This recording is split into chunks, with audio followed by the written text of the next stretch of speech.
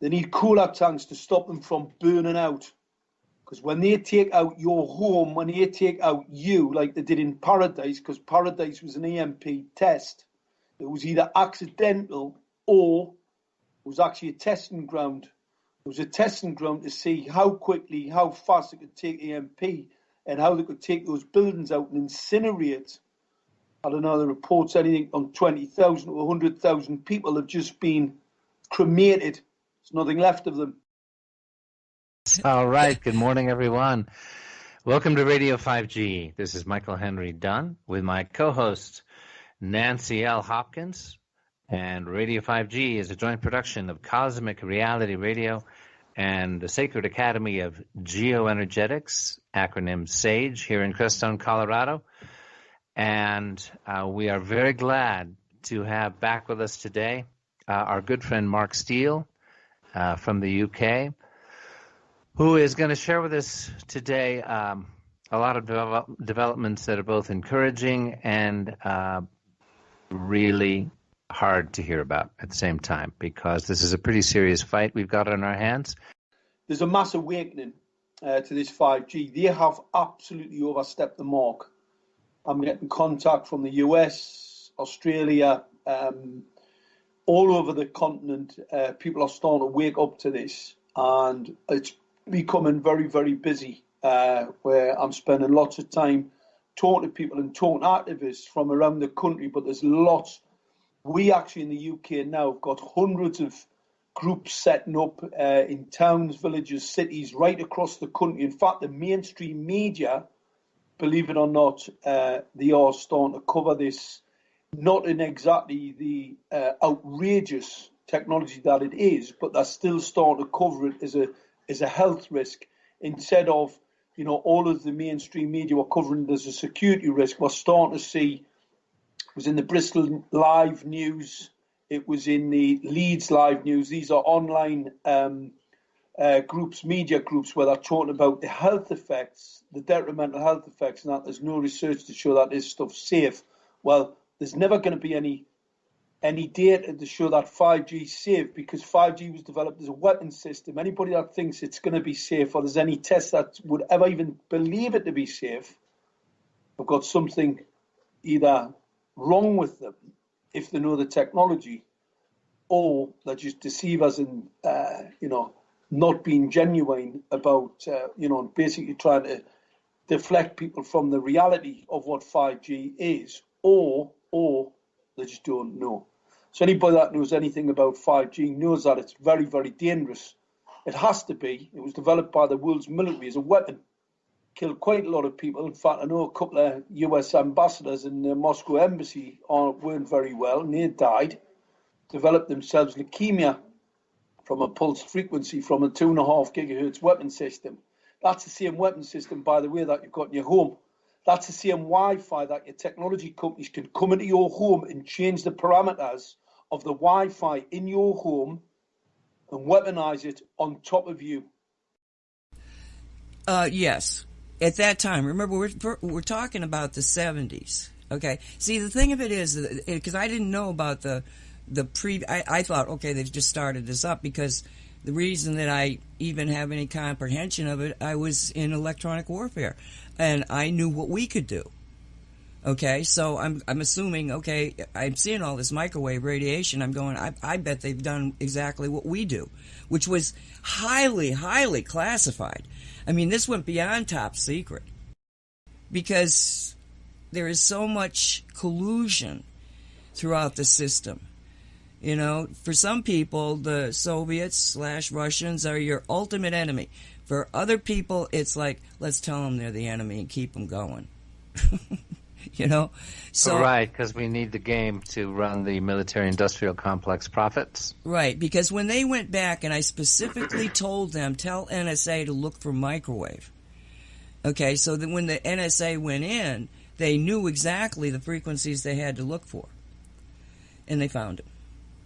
Well, as long as we're talking about this, about the military applications, the surveillance applications of millimeter microwave technology and 5G, there are, of course, now in the public domain, patents that were applied for decades ago around this kind of technology, which was specifically for thought control, mind control, to influence brain waves.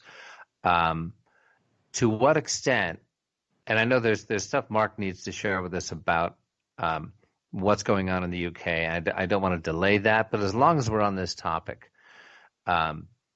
is there, are there traceable direct effects of what is being put in place now with the 5G rollout that we can legitimately raise the concern of not just a surveillance system, not just a weaponized system, which we know it can burn and kill, but also a brain control, thought influencing system.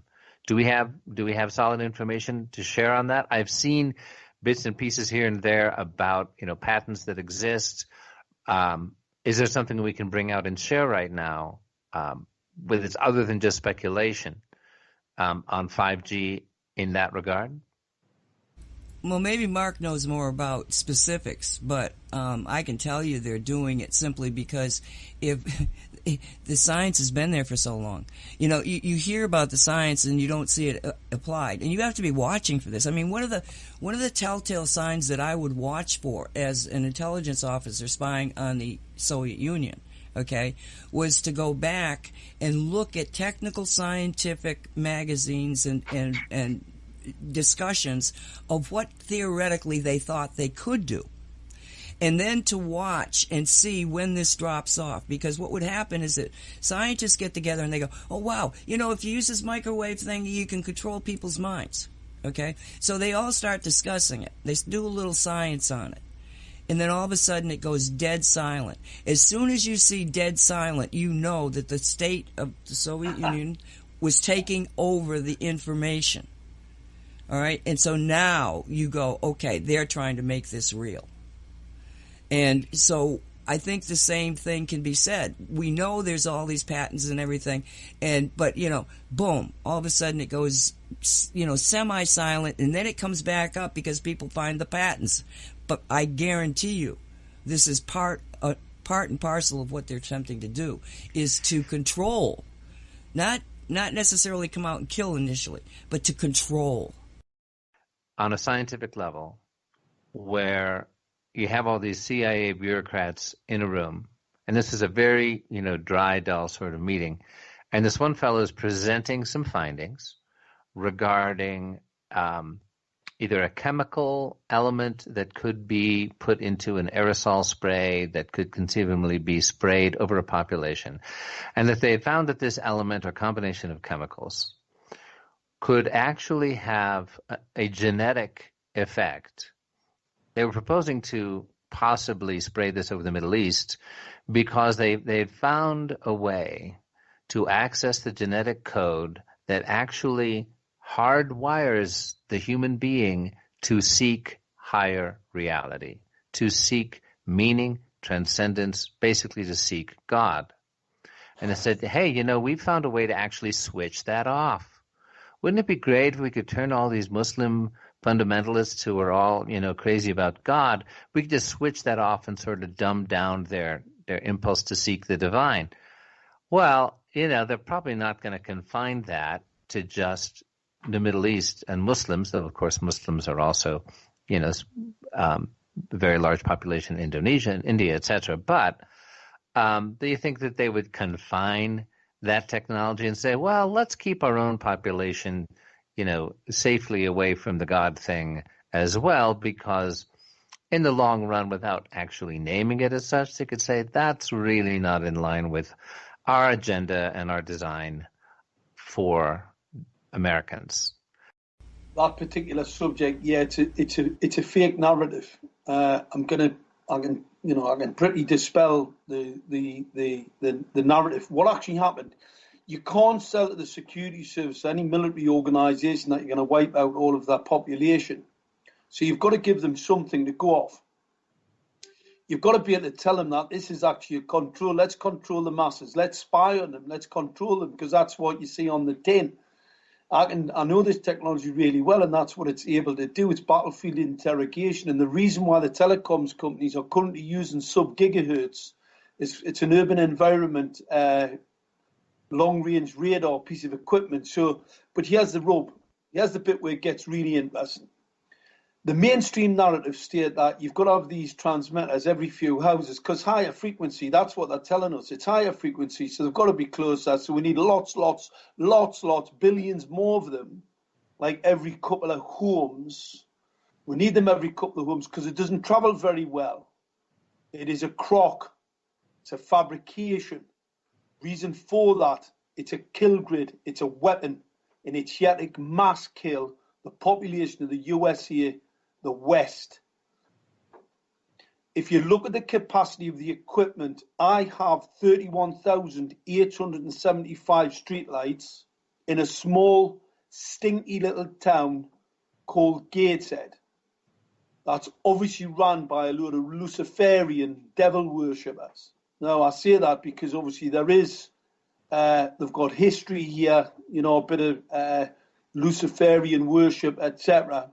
And obviously, if you want to control groups, those circles can be very, very interesting. A lot of it in the military here, you know, in this military intelligence, a lot of spirituality, basically on the devil's side, because some of the things these people have to do, you've really got to be a devil. You've got to be a monster to be able to, you know, the sexual perversions against children and all about the trafficking and stuff like that. And they obviously have to acquiesce to that because with the intelligence equipment we've got globally, it's very easy to track these child traffickers. But obviously somebody just doesn't want to because there's another agenda. But the 31,875 streetlight fitments, each one, a normal, let's say if I was to buy off the shelf a board that was to switch a light on and off, you probably need something in a region, 3.5 electron volts, 12 volts, you know, a nice cheap board, something you buy for about 50 pence. You buy them off the shelf in China, go to Shenzhen, you get somebody build one for you. What I wouldn't do is build a board with a 450 volt capacitor attached to it. So we've got 31,875 boards with a high gain dielectric lens with a 450 volt capacity. There's an EMP, it's electromagnetic pulse weapon. It's just one of its weaponized parts because obviously it can shoot you as well. It can target it quite and shoot. It's quite a bit of sophisticated equipment. What it's not capable of doing is switching the lights on and off. That's why the lights are on all over. So the agenda, see, how do you sell to your local intelligence agents the fact that you're going to murder everybody? Well, they wouldn't go for that, would they? It's very unpalatable. You'd have to get a pretty spooky type of guy to want to go for that. Maybe he's only a devil worshipper. But the capacity of the equipment here to kill, it is not here to spy. That is a myth. The control grid is not true. I'm looking at the technology. I'm looking at the capacity. The MIMO tanks have got cooler tanks. They're going to pour that much energy into them. They need cooler tanks to stop them from burning out. Because when they take out your home, when they take out you, like they did in Paradise, because Paradise was an EMP test, it was either accidental or it was actually a testing ground. It was a testing ground to see how quickly, how fast it could take EMP and how they could take those buildings out and incinerate. I don't know, the reports anything on 20,000 or 100,000 people have just been cremated. There's nothing left of them. So what's Mark, can we just slow down here for 1 second? Because I really would like you to explain, just sort of like think about Paradise and tell the people step by step what happened there. Can you do that? Because I think if they can understand what already happened, let's use it as an example of what can happen. Right, well, Paradise was one of two things. It was either an accidental EMP or it was a deliberate EMP.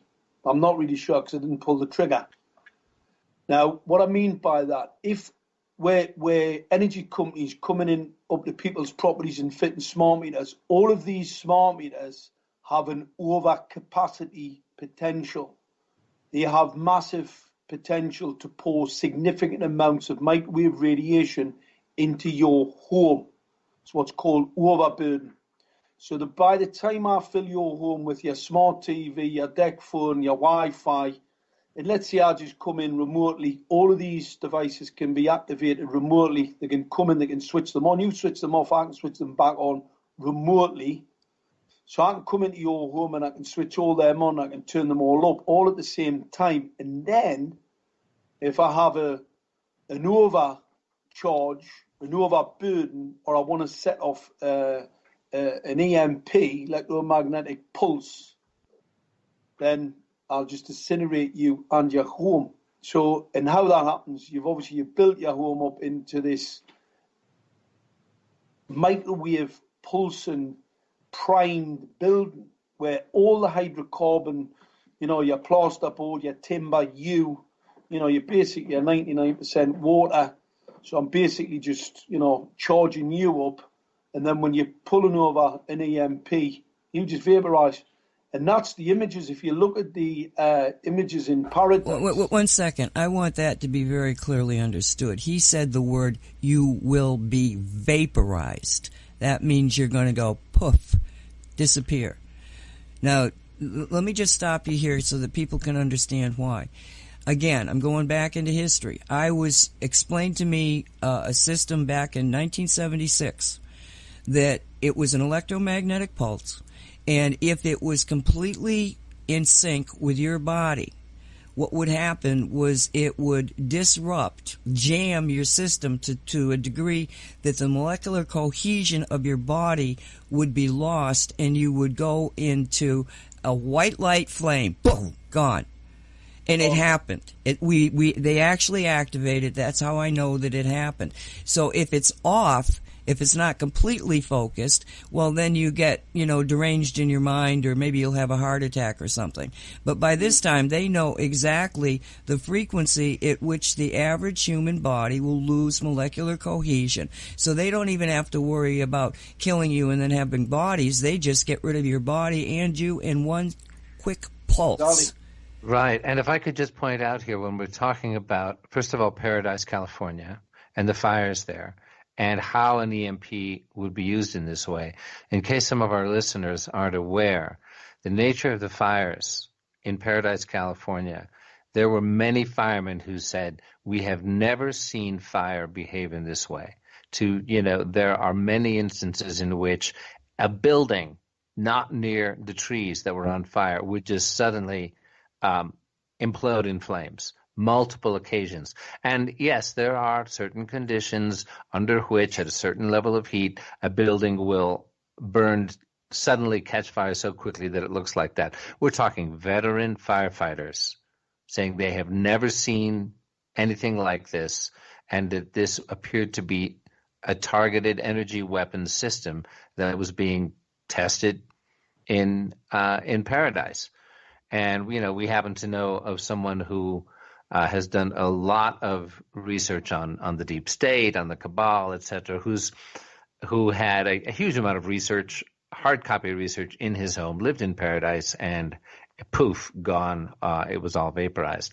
But I just want to touch briefly on the whole EMP thing, because it's my understanding, people listening to us describe this, listening to the white flash of a dechemicalization, of the vanishing of a human being in a moment.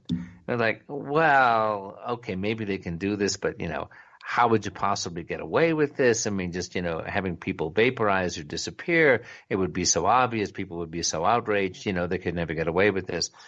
Well, the whole concept of an EMP and how it would be used, and the repeated attempts to create a state of martial law through a false flag in this country, and other countries have used it historically as well. Of course, we know that Nazi Germany, Kristallnacht, and other historical incidents where deliberate fires and bombs were set to blame on the Jews to trigger the Holocaust. The same thing here, where the White House comes out, as it did recently, with the whole set of protocols about how the U.S. would survive an EMP. How would we prepare for an EMP, a weaponized electromagnetic pulse, presumably set off by a low-level in the atmosphere nuclear explosion or an EMP device that would knock out the satellite system, would knock out, that it would be very plausible to, once you have done that, suddenly the grids go down, the government declares this was an EMP by a hostile power, be it China or Russia, martial law is declared. At that point, they can take out whoever they want. The checks and balances of the Constitution are gone. They're mostly gone already, but even the observation of them is gone. The ability to communicate with each other and say, holy crap, they just vaporized my aunt sitting in her, in her rocking chair.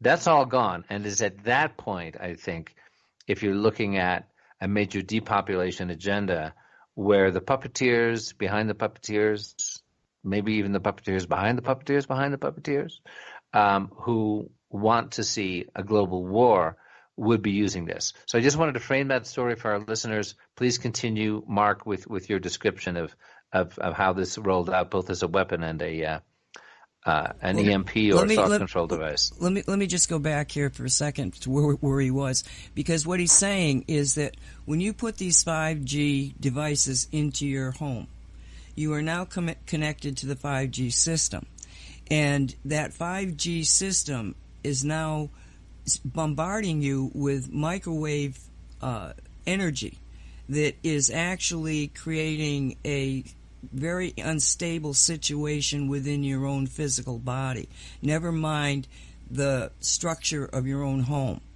And so I think I'm correct on that, Mark. And so that's where you were explaining that, it's like they set the bomb and then the trigger for the explosion is the smart meter. Is that correct? Well, either it can be smart meters, but it can be 5G. The 5G, what we've got is the mini cells. And obviously in these micro cells, in the streetlights, the micro cells in the streetlights have got massive overcapacity.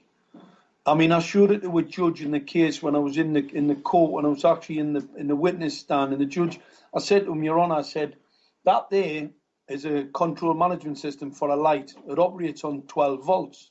I said, in this piece of equipment, this bit of hardware, which looks pretty chunky, pretty heavy duty stuff, I said, this is the equipment that's fitted in the streetlights in Gateshead. And I says, one is actually what's called a DEW, direct energy weapon, because obviously I've got the target acquiring antenna. This one's actually got a target acquiring antenna piece of equipment attached to it. So I was explaining that to him. I could see his jaw spot on. It's the first time, he's probably heard that the local authority have rolled out a weapon system on top of the citizenry.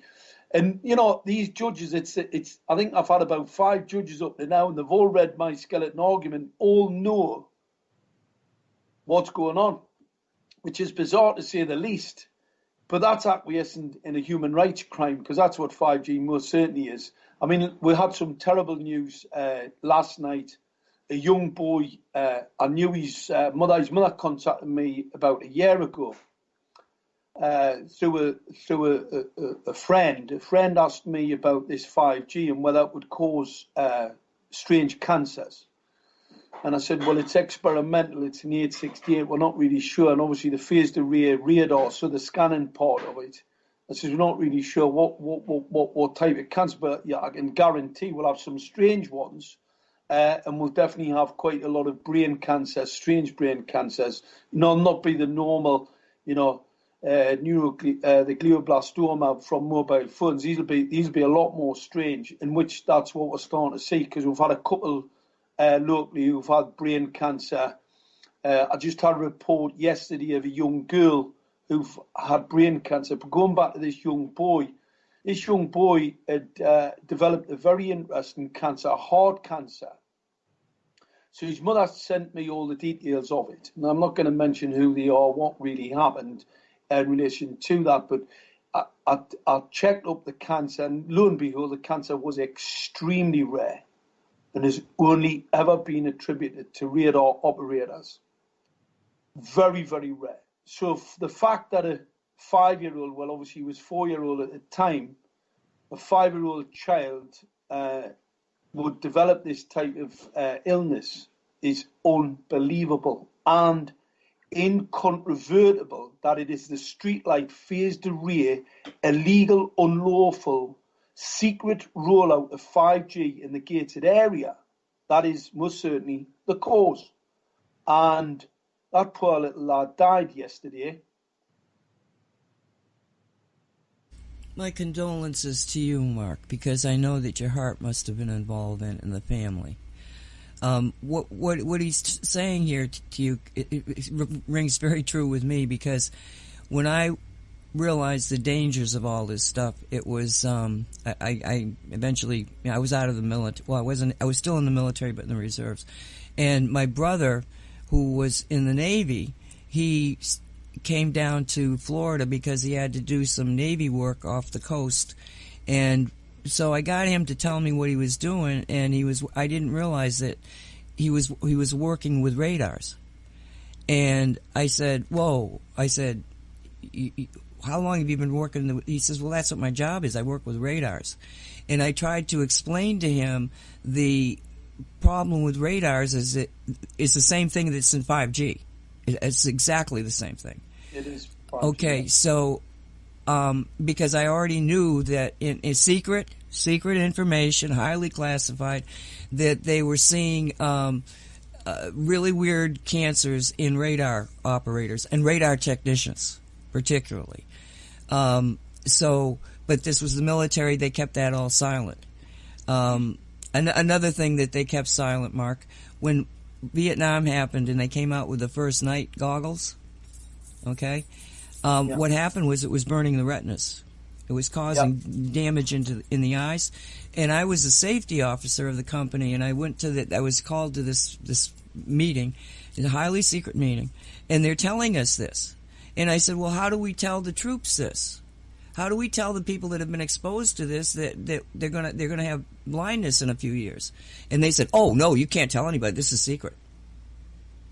Can you imagine? Well, what I really can't imagine, the same technology was used in the Google Glass.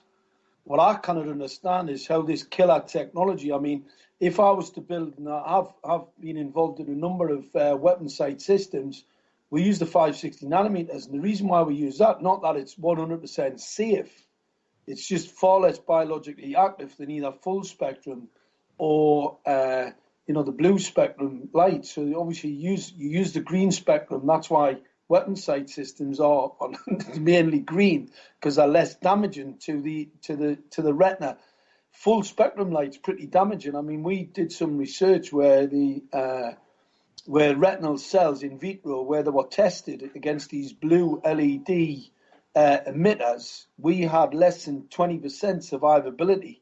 So you can imagine, and I think full spectrum was something like 40% survivability, where green spectrum, the 560 nanometers, was near fine. Slight bit of damage. But you get damage in the retina with any optical radiation, because obviously optical radiation is a well-known classified carcinogen and a hazard. So it's so the evidence was definitely there, but it's interesting what you're saying. So how do we get to the point where we've got gaming headsets that large technology companies are rolling out en masse across the whole population, offering for children to test in schools, using pulse-modulated full-spectrum microwave, terahertz range pulse-modulated light, which is, makes microwaves look like something that's not that dangerous, believe it or not, especially when you focus them through a magnifying glass onto a child's retina. It's pretty bizarre. It's probably the reason why they brought 5G out, to kill everybody before their children die of eye cancer. But anyway, that's another story. So we've got children being harmed. We've got children getting brain cancer. We've got children dying. All on the back of someone's idea that they think it's a good idea to spy on us. Mark, let me ask you about the brain cancer in the child, which was a rare form of cancer previously associated with radar operators, right? Well, that was a hard Yeah. That, I mean, how can we share this on a solid basis with like epidemiological evidence of proximity to either one of the LED street lamps or a small cell tower in Gateshead? How can we establish, an evidentiary connection that can't be dismissed as like, oh yeah, those people on, they're 5G activists making wacky, connections and theories. Because obviously this, the link to a very rare form of cancer associated with radar operators, that's big, in a community in which 5G has just been rolled out. That, can we, because I'd love to go, more public with this, and we always need to be careful. Often, we are lured out to be exposed, with going out there with slightly inaccurate information. They nail you. They destroy your credibility. They say, oh, look at what these wild claims they're making, and there's no basis because of this and that. I'd love to be able to, if this is, obviously this sounds quite real and substantial, and I'd love to be able to just go out there with it with high confidence, with some evidence that would hold up in court or hold up with epidemiological studies. Yeah. Do you have any thoughts on that? Well, before we do that, let's just get a time frame. I asked you earlier before we got on the show, when did they put the lights in Gateshead? The first knowledge I had of them, they started the rollout sometime in 2013, 2012, 2013. But what they did, they fitted the street light, and it was to the main highways. Now, obviously, the main highways are a lot higher up, so the directional antennas would scan over the top of most homes. Yeah, you'd have to be at a pretty long distance away, maybe 15 or 20 mile away for that ray to come to basically hit a home, obviously with a slight curvature. So the first rollout was the main highways. They were very, very high up, the lamps, well above the height of a home. And then when I believe that was either 2013, 2014, they started putting the lights in the streets. Well, there was a lot lower down. In fact, the directional that directly opposite people's bedrooms, bedroom windows. It wasn't until 2016, September 2016, when they rocked up outside of my home. And obviously, I already knew that the LED streetlights weren't exactly safe, but I've got blackout blinds. Nobody's been warned about that either. And they rocked up with these LED streetlights that looked a bit unsafe. And then I had neighbours knocking on doors telling us about nosebleeds. So that's basically the time frame. So 2016 was, my factual evidence when I knew that they'd rolled this stuff out. It took me till it was about mid-2017 when I had one of these transmitters thrown at me by one of their lighting guys. What actually happened, I was coming down the street and I said to the chap, "What are you doing up there?" Because obviously a lot of them being destroyed where I lived. I don't know why. Anyway, come back this night in the afternoon and there was a lighting guy and he was fixing the light, and I explained to him, I said, "Look, that will kill a baby. They are murdering babies. That transmitter is illegal." Anyway, he said something along the lines of, "I've been fitting them for 10 years. You don't know what you're talking about." Well, I then knew he was a liar because he hadn't been fitting them for 10 years. That wasn't true. And obviously, I'm not really keen on people that tell lies. So I had a bit shouted at him. Anyway, he ended up throwing this thing at me. And that's when I really had a good look at it and realised, I already had the technical data from the manufacturer, so I had a rough idea. But in the technical manufacturer, they didn't talk about the antenna design, the high gain antenna design. In fact, the whole technical sort of document that come with the product was false. It was a falsification of what was actually in the light system. Because obviously what was actually in the light system was a target acquiring weapon system. And I then took that couldn't believe my eyes. I really just couldn't believe what I was looking at. Okay, now let's just make sure that everybody understands what you were looking at. You had already gotten the manufacturer's specs for this device, and then this guy, sent by God, threw you the device. And you get the device and you compare it to the spec sheet, and you realize that this spec sheet is a bunch of crap and that this is actually a weapon system. It has nothing to do with telecommunications, correct?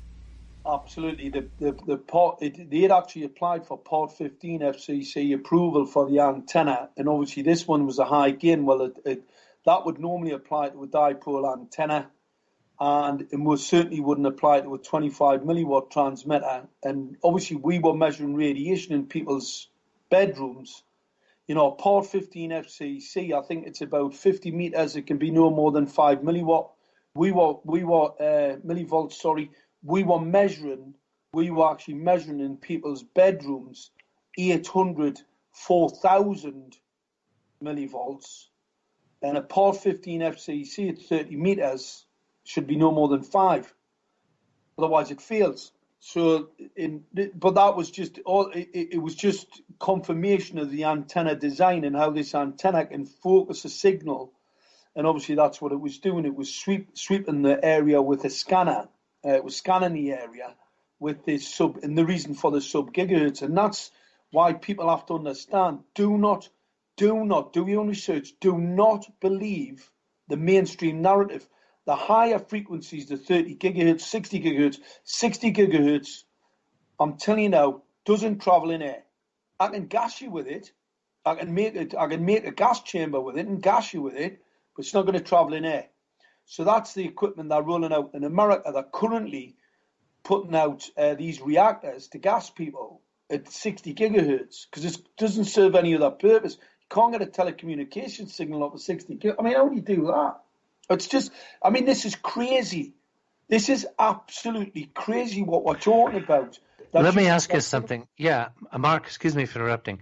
You brought up a point earlier that I'd like to go into a little bit. You were talking about how the mainstream narrative in the media is that there needs to be, a small cell tower every couple of blocks because millimeter microwave doesn't, it's a short wave. It's not like you can do it from one hilltop to another, 10 miles away.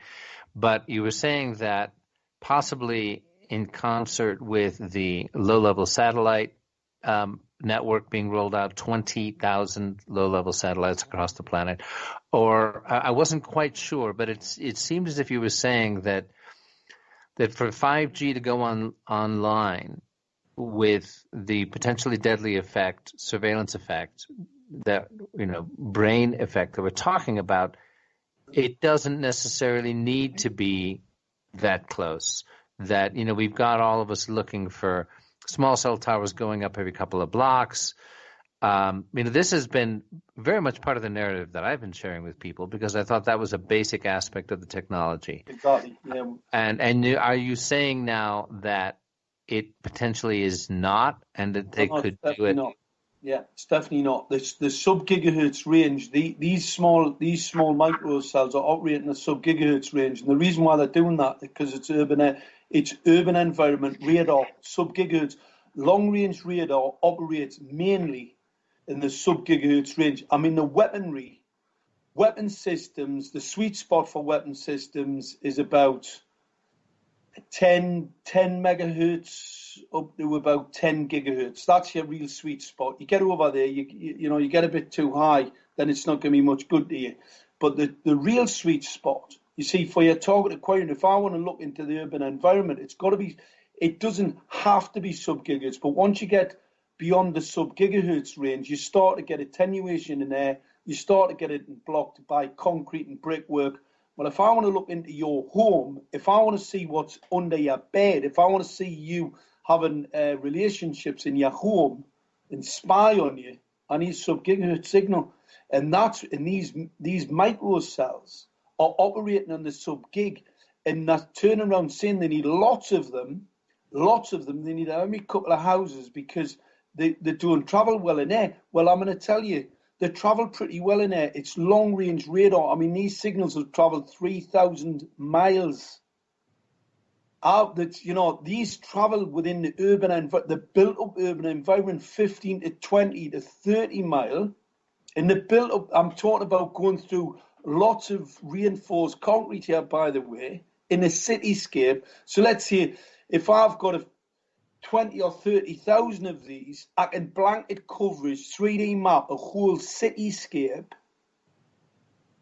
with a class 1 cancer-causing radiation. But that's just so I can spy on you. That's not what this is for. Okay, Mark, just let me stop here for a second because I want to give people a visual picture of what you're talking about. Most people now are familiar with the LiDAR concept, that you've got a laser in a plane flying over dense jungle that can see through the jungle to see what's on the ground. Yeah. All right, that's the same kind of technology, only it's being directed so that it can see through concrete, not just trees and foliage, but concrete and wood and everything else that might protect you from being. They can watch you walking around your house. Absolutely. Do you want a picture? I've got a picture. Yes, I know, and I realized that it's easier to explain what they might have seen, and it's the LiDAR they've seen, Yeah, I've got the images. But this shows you the deception, the deceit, the dishonesty of these organisations, because you see that's the mainstream narrative is we need lots of them because they don't travel very well. It is absolute garbage. They travel with these in the urban environment, these sub-gigahertz signals. So you've got to ask yourself the question, why do they want one every couple of houses? The reason why is because it's an EMP. If you take the equipment to bits and have a look at the capacity of it, you'll see it's got this massive potential for an electromagnetic pulse. Now, obviously, if I then fill your home with all of the other equipment, your smart meter, the one I can turn up at ease, your smart fridge, I can come in the middle of the night and turn that up, and I can also come in and I can turn your Wi-Fi up. And not only that, I can change the pulse modulation. So I can change the pulse modulation and the frequencies that you were talking about before, where I can start to disassociate the molecular bonds, and then you fire the overburden, boom, no need to bury anybody. I mean, what a fantastic weapon. This is the greatest weapon of all time, right? I'll tell you why. You're paying for it. So you pay for your own death, and they don't even have to come and dig a hole to bury you. Let me ask you something. Excuse me, Mark. Let me ask you something. When you're talking sub-gigahertz range, what exactly does that mean in terms of numbers? Like 2.5 gigahertz is what? Well, anything under a gigahertz, right, is sub-gigahertz. And if you look at the industry standard, what actually happened at first, Michael, I was telling people that 5G was sub-gig. And everybody said, doesn't know what he's talking about, he's a lunatic, conspiracy theorist, he's making it up. We now know that the industry have admitted that 5G is sub-gigahertz. 700 megahertz to 900 megahertz is their sweet spot. So that's the industry, that's what they're saying. I think the US, it's about 700, it's 800 in the UK, and I think they've got the 900 spectrum in Europe. Quite interesting. That could be another very interesting aspect, the fact that they've actually changed the part of the spectrum at different parts of the world. Oh, well, let me share with you a piece of news that came out yesterday, and this is regarding the FCC. I shared this with you, Nancy. I don't know if you've had a chance to see it yet. This is from an industry magazine called Engadget. So this isn't an activist piece of news. This isn't somebody trying to alert everybody to how dangerous 5G is. This is a telecommunications industry publication that's keeping us all up to date on the wonderful rollout of the 5G system. Headline on this article is FCC Chairman wants to open mid-band airwaves for 5G. They'll vote on this in July. Let me just read a little bit of this to you. This may be relevant, it may not, but it sounds like it probably could be. Here's the article. U.S. carriers have mostly rolled out 5G on high frequencies, with upcoming auctions aiming even higher. Unfortunately, these choices create problems. The implementations typically don't work well indoors, and they risk interfering with weather forecasts and other tasks that might depend on high bands. So the FCC might provide some much-needed breathing room in lower spectrum slices. However, the FCC chairman, Ajit Pai, has circulated an order that, if approved, would open 2.5 gigahertz airwaves for 5G. This spectrum was set aside in the 1960s with services like educational TV in mind, but a large part of it has gone unused for decades, according to the FCC chairman. This would make use of mid-band wireless and would theoretically allow both incumbents and relative newcomers to claim frequencies they didn't have before. So they're looking to finalize the details of a December auction of 37 gigahertz, 39 gigahertz, and 47 gigahertz bands as part of their broader 5G fast plan that would aim to speed up deployment of the wireless data. Is this relevant, Mark? Well, it's definitely relevant, but I mean, you've got to remember these are masters of deception. I mean, you only have to look at Telestra, Telenza, go and have a look at their website and what it tells you. The bit of equipment that fit on the top of the street light is designed to look like a light sensor. Now ask yourself this question. If 5G is safe, why do the manufacturers want to make the bits to look like something else? Why do the manufacturers want to go to all the trouble to design equipment that looks like something that it isn't? It's a bit like the connectors, electronic connectors. They're like a lobe thing. There's a company in South America. They make 5G antennas to sit inside them to make them look like they're just a normal telecoms potted connector.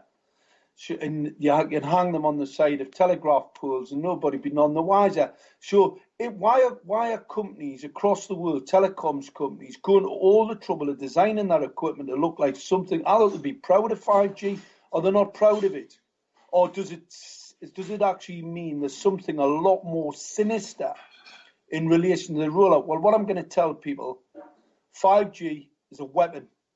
In all of its technical parameters, I'll explain them to people today. 5G is a widening out of spectrum.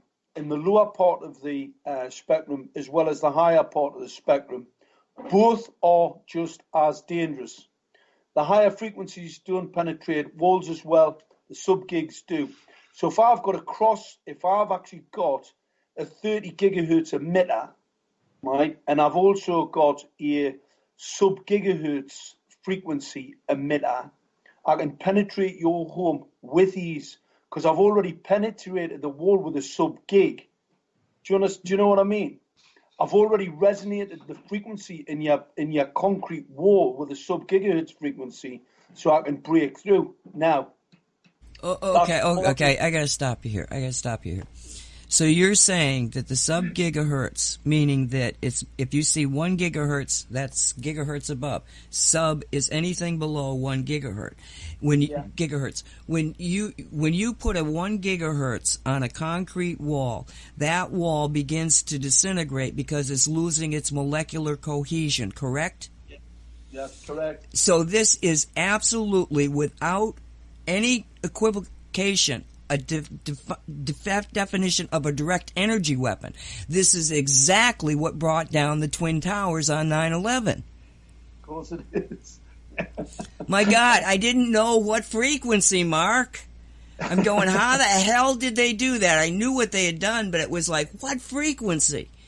It's the sub-gigahertz frequencies, ladies and gentlemen. The smaller you get, the more you're resonating with the molecular of concrete. Never mind what it's doing to your body, but and that's why you're saying that the integrity of the nuclear power plants is failing because of the sub-gigahertz destroying the concrete walls and foundation that are protecting the reactors.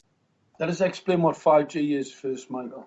Right, because for everybody out there, 5G's first technical parameter means more. Doesn't matter what it is.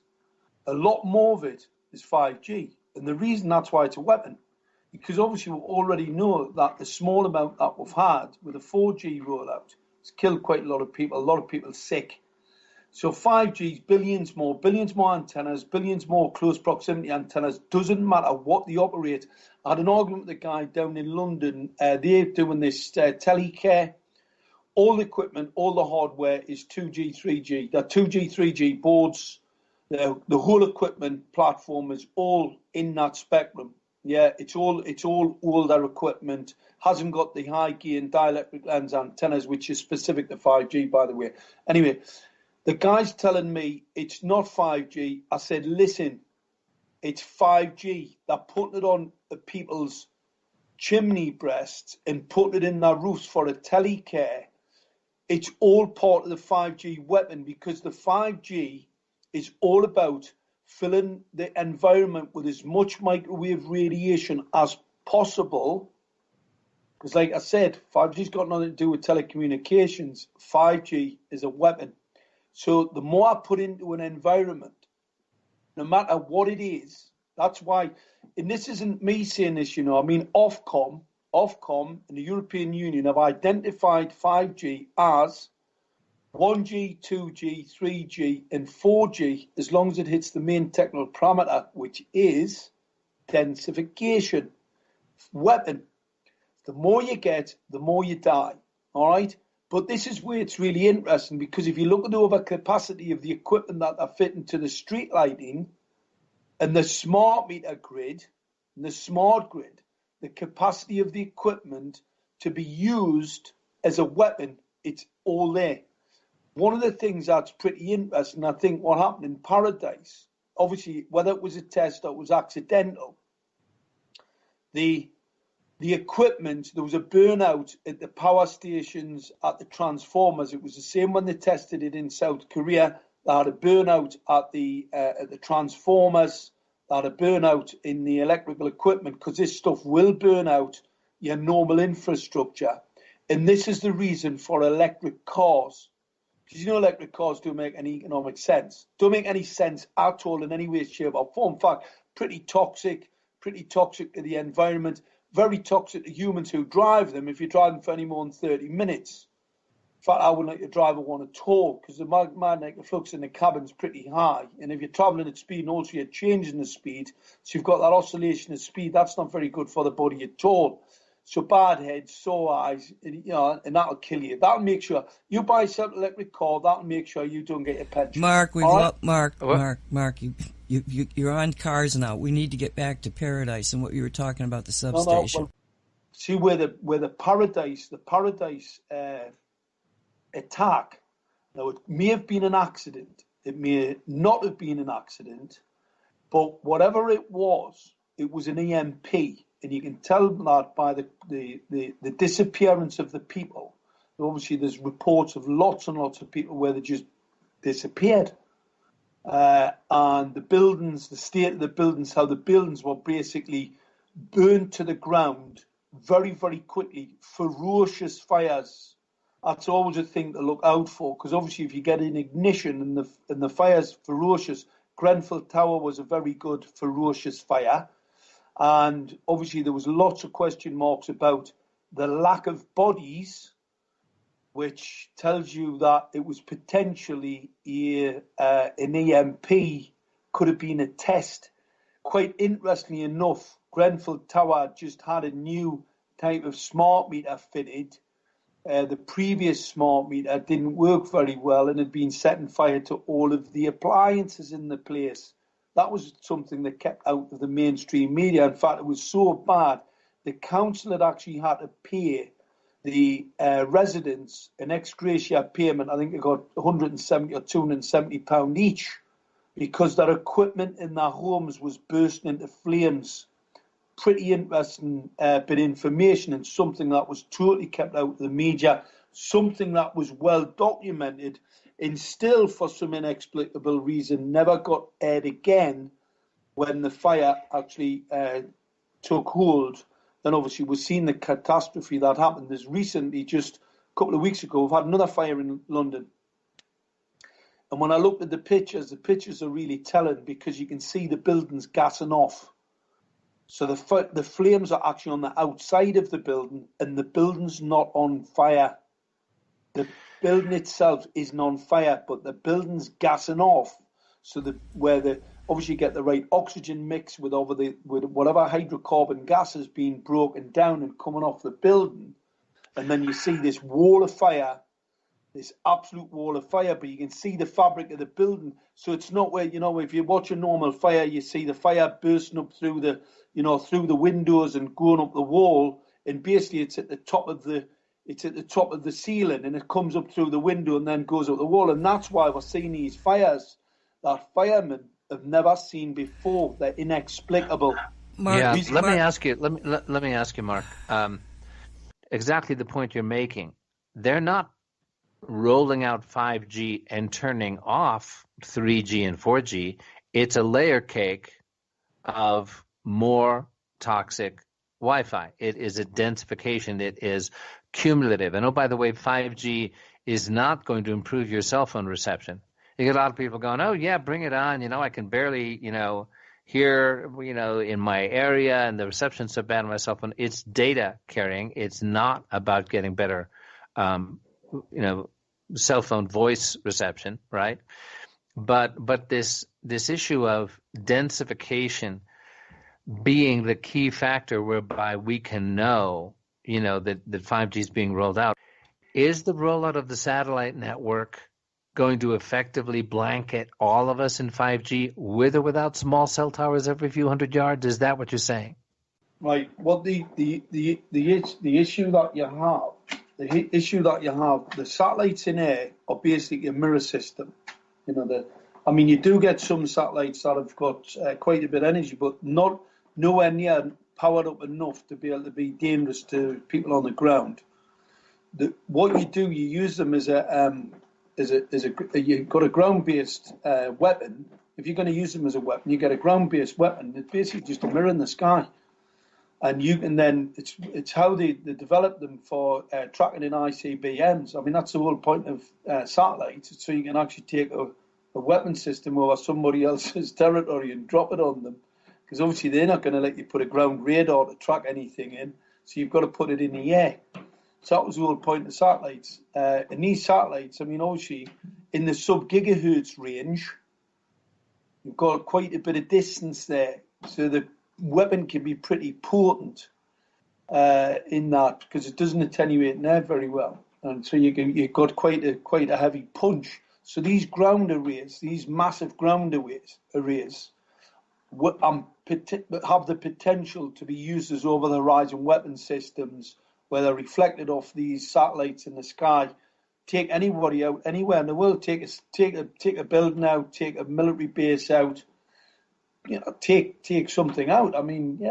So nobody's safe. Everybody's got to understand 5G is an existential threat to everything. Okay, wait, let me just stop you here for a second again. I'm so sorry, but the details, I need the details. All right, so what we're saying here now is that, considering it a weapon system, that the satellites are not active agents. They are simply reflectors, correct? Well, I haven't, to be honest, I haven't seen them. I'd have to see the design to see what the potential of them is. But okay. Most satellites that are actually in the sky are basically a reflector from a ground-based system. Well, I know enough to say to myself, the satellite system isn't fitting the mold. It's not complying with what I think should be happening with a satellite system, because they're so small, and, if you're just using it as a relay point, all it is a relay point. And what you're saying is that it is not, as well as being something that can control your local population, you can actually use the satellite systems because there's 20,000 of them. See, when you want to target something, you need multiple points of reference to get an exact targeting done. So you need a lot of these satellites. This is what's making sense to me now. It's a targeting system. So you have the ground station that is now, and yes, sometimes people. There was a court case. And Sprint and somebody else, Sprint and Verizon, sued AT&T because they were talking about their new 5G system, and in fact it was 4G improved. Okay, and so you've got that kind of malarkey confusion happening. But this concept turns it around. Instead of being afraid, Michael, that the satellites, once they become active, that they're 5G potential, because I'm going like, there's no way the millimeter is going to travel from space and with any, I mean, it was just like inconceivable to me. It just won't travel. It won't travel. You've got to have sub-gigahertz to travel long distance, and that's why I knew. See, when I first came across the 5G in Gateshead, as soon as when I first found out it was sub-gigahertz, I was like scratching my head thinking, well, hang on a minute, what is it? What do they want to cheeky? And I thought the cheeky swines, they're using it to scan, like an urban scanner, like a radar urban scanner. And it wasn't until I got my hands on one that I realised what it really was, which was even more outrageous. The fact that your government thinks it can roll a weapon system out on top of you, and they haven't had the decency to declare war on you. So it's a secret war that they haven't told you. They've took you along to a fight, and they haven't even told you. That's a bit cheeky. I mean, that's a bit of a coward's. That's a coward's way to go on. It's not British at all. I mean, at least we used to go and wave our flags and dress up for a fight. I mean, these lot have come through the back door, and that shows you the type of devilish, Luciferian characters we're dealing with. These are devious, but it also shows you they can't face the fight. They can't face the fight. They've got to do it backhand. They've got to do it behind the scenes. It's all secret. Let's all just kill these lot off. Let's get them sick. Let's make them ill. I'll tell you now, they must be absolutely past themselves, because we know that we are 4 years too early. The bit I wanted to talk about, the cars are part of the weapon system. And the reason for that, they need localized power packs. Because obviously when you fire an EMP, you've got a good chance of taking out the power grid. If you take down the power grid, then obviously you need something to carry on, because what they want to do, it's no good killing 500,000 people and leaving 500,000 left. I mean, people go absolutely bonkers, and especially in America, because you guys are all, tooled up to the teeth. That wouldn't be very good at all. So if you're going to pull an EMP, you need to kill everybody. Don't leave anybody alive. All right? Doesn't matter. It's probably one of the reasons why Trump's been upset with the Chinese and his 5G, because he's realised exactly what it is. He's been watching some of my videos, I'm sure. Anyway, the reality of it is they've got to kill everything, because you cannot leave. I spoke to a guy the other day on about this Agenda 21, and it's all about, there's going to be 500 million left. It's all about this depopulation. What an absolute load of crock.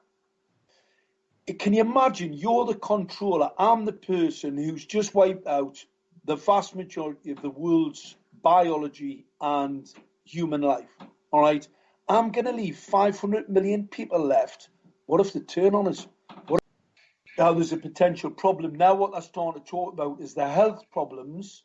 And obviously once they start to understand that this technology is experimental, it has never been tested to be safe, it is a research project in breach of the Nuremberg Code, that's when we'll start to see some real feathers start to fly. So what's happening in the UK is fantastic, but I want to go back to what you said before, Michael. We've got children in schools now, young girls in schools being sterilised by industrial-grade Wi-Fi. Those children will never have babies. Those children will be harmed. That harm will come in the next 10 to 15 years. The gestation from microwave radiation to epidemic to kill could be 15 to 20 years out. We have one of the largest human rights crimes ever been perpetrated on the human race. I believe if there's 500 million of us left by the end of the decade, we'll be lucky. I say that with all confidence in the evidence that I have in relation to the LED streetlights. The blue phosphor-coated LED streetlights are a program called Soft Kill. In Barcelona, there's 20 institutions have done a study in relation to the LED streetlights. They've doubled the breast and the prostate cancer. They've only been in for 3 years. I can tell you that that epidemic is 15 to 20 to 25 years out, as it was with smoking. So those people are dying today only after having 3 years of exposure to that optical radiation, which is absolutely lethal. So I believe there'll be hundreds of millions will die across Europe from that LED streetlight. In cityscapes across the US where they're using the same technology, I can expect mass population collapse. The sterilisation of people where they've been exposed to this Wi-Fi in schools, classrooms. We've already got the evidence of the sperm count collapsing, has done over the last few years. So we'll see population collapse. We will see people being sterilised. This equipment was used in the camps to sterilise people. This technology was taken to the USA under Operation Paperclip. The frequencies that are being emitted from your Wi-Fi cause diabetes. Why do you think they picked 2.5 gigahertz? People need to wake up and make sure that they take action in relation to the crime that's being committed against us. And I'll tell you now, the 500 million that are left will have justice. Mark, when this young man came down, the little child, the 4-year-old, when he came down with the cancer, did you go and did you take measurements? Did you look to see how far away that antenna was from his bedroom? I measured. Obviously, I got in touch with the mother. Went down the house. I measured the radiation. It was a constant 1200 to 1400 millivolts. Now, obviously, that's well within IC and IRP guidelines, but it's in breach of the Europem 216 guidelines. It's in breach of the Council of Europe 1815 resolution, the international courts. It's in breach of the building code regulations and an affront to anybody who thinks that that type of radiation would be safe to a child. It is absolutely deplorable, and that poor boy's dead. He is going to be one of a significant number that will die over the next few years because, like I said, exposure to this type of radiation, the potential epidemic is 15 to 20 years out. We survive this, and I believe population numbers will collapse across the West as this epidemic starts to take hold. Got to remember, we've only been exposed to this radiation for, in most part, 10 years. Now we've got the ubiquitous smart meter rollout, which they started aggressively over 5 years ago. We've got the 5G rollout. So you've got this massive overburden poured out from criminals, from criminal enterprise to harm deliberately with intent to harm the citizen. They are intending to harm us. The other thing. The 350, that's what I keep saying. There are 350, the world's leading scientists.